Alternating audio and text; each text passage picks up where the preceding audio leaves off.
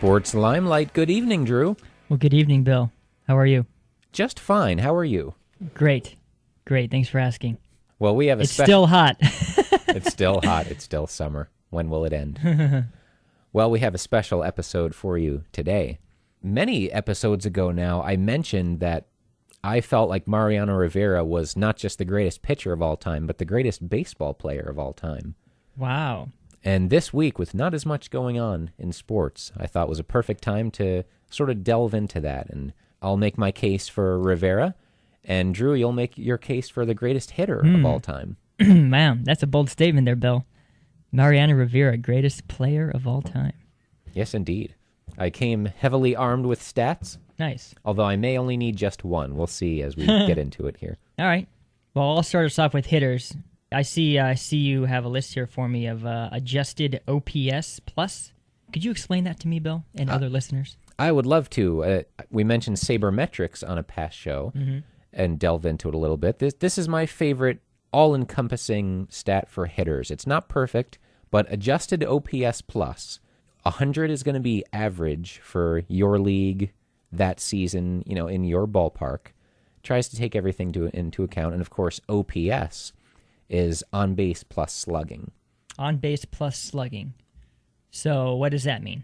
Well, to put it in perspective, good is 800, Okay. elite is 900, and otherworldly is 1,000 or more. So your on base percentage plus your slugging percentage, which would be doubles or more, right?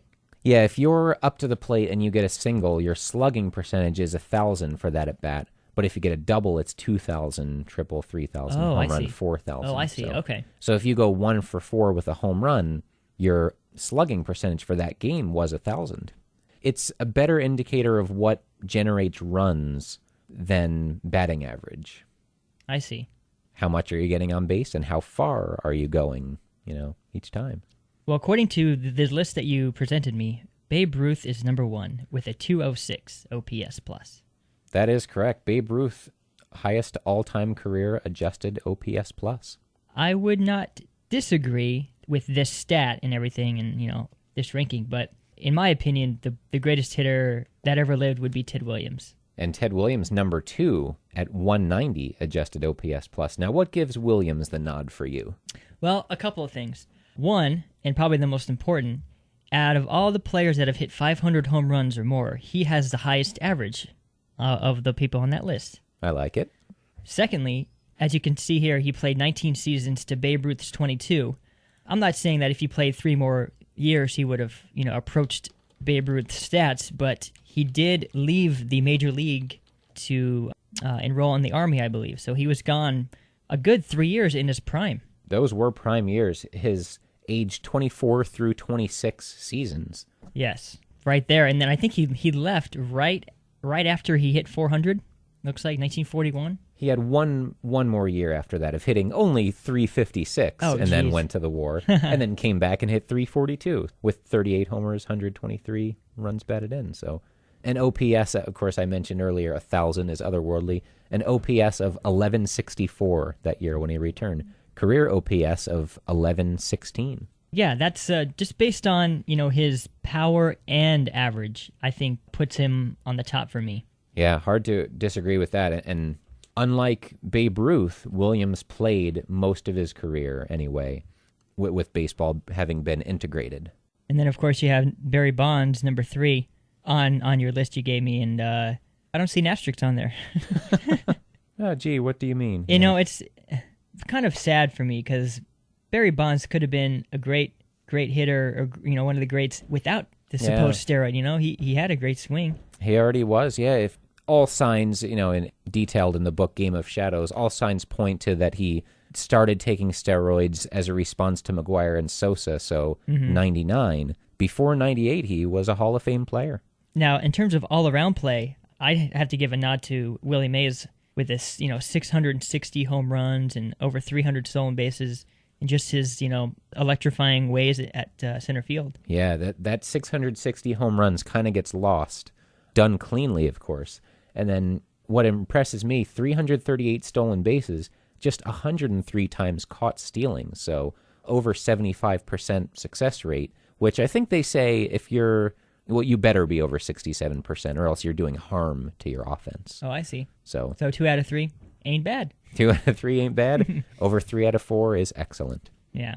The highest active player on the all-time adjusted OPS plus number is Albert Pujols, tied with Ty Cobb as we went to air here tonight with 168. Now moving to pitchers, of course. We gave you adjusted OPS plus, which is pretty well contested at the top. Pitching, not nearly that kind of a problem. Mariano Rivera, adjusted career ERA plus 206. The second highest, Pedro Martinez, 154. Wow, Bill, that's a 50-plus difference as opposed to a 16-plus between 1 and 2 hitters. That's as big a difference from Babe Ruth at number 1 to Manny Ramirez at number 25. Wow. That's how wide a gap Rivera has to the next pitcher. Why do you suppose that is, Bill? Oh, man, Mariano himself just says he was, kind of, his arm was blessed by God.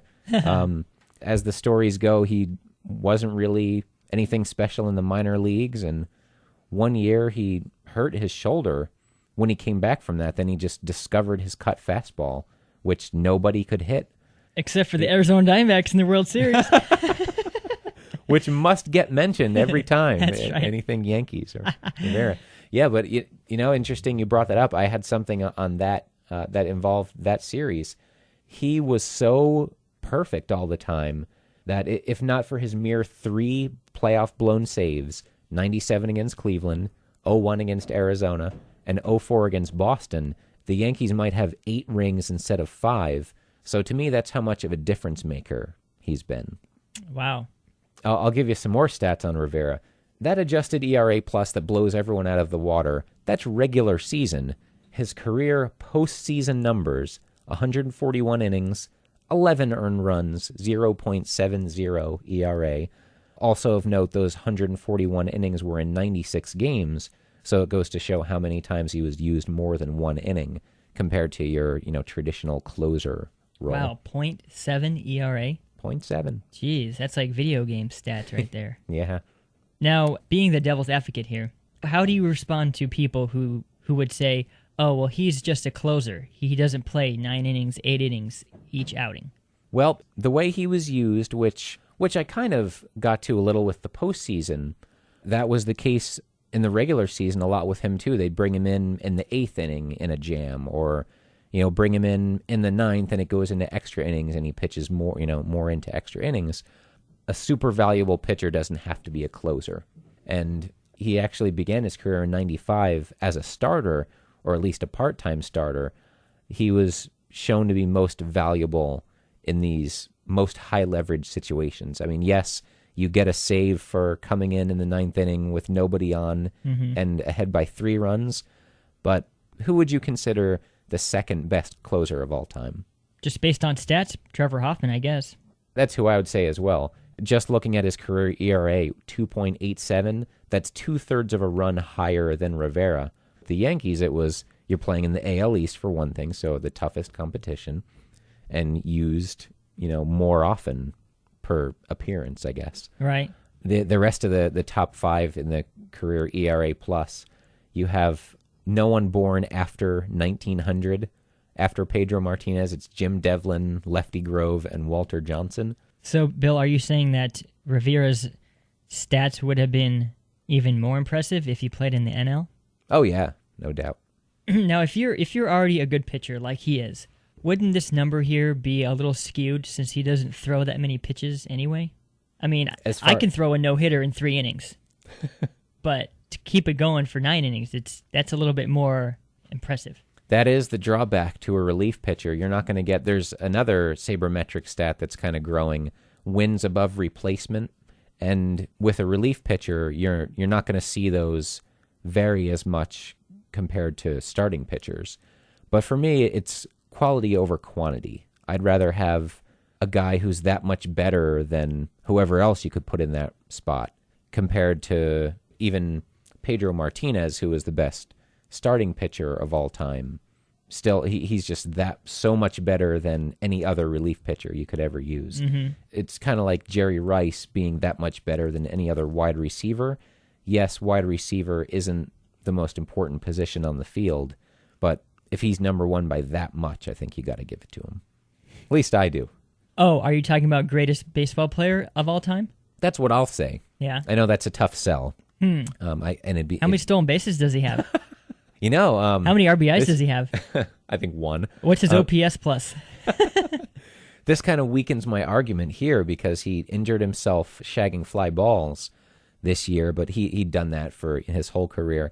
And many would say that he would have been a great center fielder as well. Just really a great all-around athlete. His hitting, of course, leaves a lot to be desired, but he's a pitcher, other than Babe Ruth. What guy did both at high levels? I think when you talk about greatest player in baseball history, I don't think you can do that. I think you have to split it up between hitter and pitcher. Yeah. Football is really the only other sport where you don't play both sides, offense and defense. Like Eli Manning, he's terrible at tackling, but I agree with you. They should be kept separate, and you can have fun arguing who is the best of all time, a pitcher or a hitter, but it's a lot easier to just keep them within their groups. In an earlier episode about comparing football players from different eras, how far back in baseball can you go to compare? Do you think Mariano Rivera would be as successful in the 40s, with Williams and DiMaggio? In the 40s, they would think he was a demon.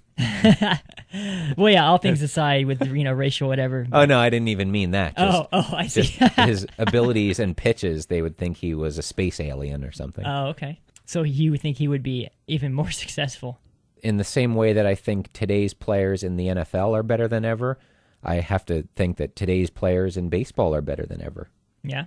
Although I would have loved to see, if only they had radar guns back then, just to know how fast Walter Johnson was throwing, or Cy Young, Yeah, it's I don't know if it's just me, but like in the last 5 or 6 years, I've seen a lot of no-hitters and perfect games. Is that to say pitching is better now than it was back then, or?